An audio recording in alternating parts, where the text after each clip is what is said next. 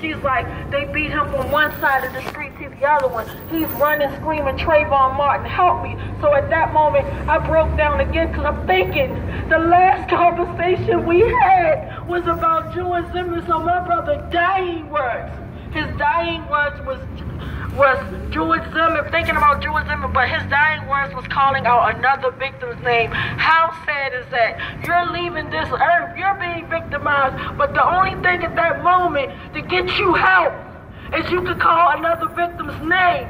And so I say, when I tell you me and my family been out here, we didn't sleep.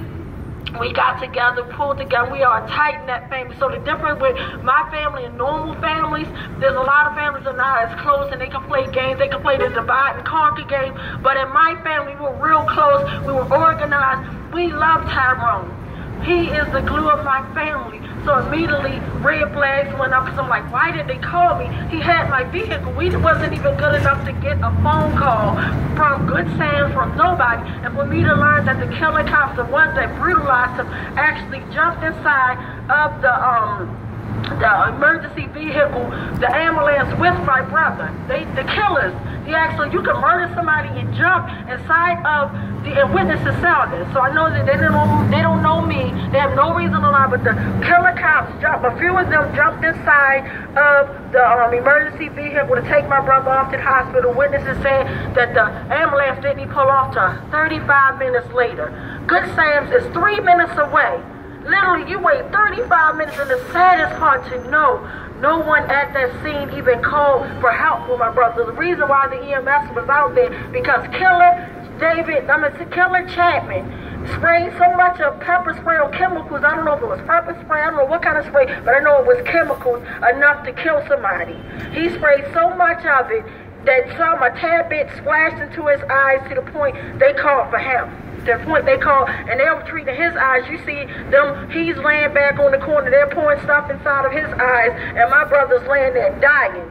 My brother's laying there dying, he's dead, and then they let a 315-pound man, David Killer Lewis, from Morgan State University, he crashed his vehicle up. He didn't crash his vehicle up to say, oh, y'all stop. He crashed his vehicle up to come and sit on my dying brother's back. And for witnesses to tell me my brother looked like a fish, took out of water, just gasping for his life as killers are sitting on his back and he's in a prone position, handcuffed, dying, face down after being pepper sprayed, tased, beat with batons, just tortured in broad daylight. He wasn't even gunned down, he was tortured. It takes time to beat one unarmed person, and to know that it was the same elite plainclothes police officers that are elite now, but for me to know that it was them, that did this is horrible. And this is an elite group, and then for me to know that it's the Gun Trace Task Force unit. That's what Chapman and Ruiz work for, this gang. Let's be clear, this gang that murders people, that covers up, that rob people, that rape people, that do everything. So I said all this to say, we're going to continue fighting. And they brought in 11 to 15 more killers. So my brother was brutalized from. And the saddest part, we don't even know exactly how many. But witnesses said to them, they saw 25 officers beating my brother. But only 11 to 15 officers admitted, I kicked them, I hit him with my baton, I did this, and try to minimize it, that don't take, all that pressure won't kill someone. And for them literally to hide my brother's body for 5 days, y'all, we was deprived of family, deprived to see their loved one for 5 whole days. 5 days. 5 days, we weren't able to see my brother. And literally, once his body was transported to the funeral home, from the funeral home, to the funeral home, because I told the funeral home, I said, as soon as he get there, don't put no embalming fluid on him, don't touch him. I need a moment of peace with my brother. I need to say goodbye. I need closure if there is any. And I begged them, let me know when he's on the way, because they called me, and I'm like, why can't y'all get him? We paid them to do a service. They were supposed to get him on the 19th.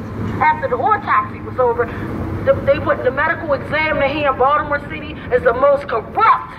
Let's be clear, David Fowler is very foul. Very foul. Do you hear my words?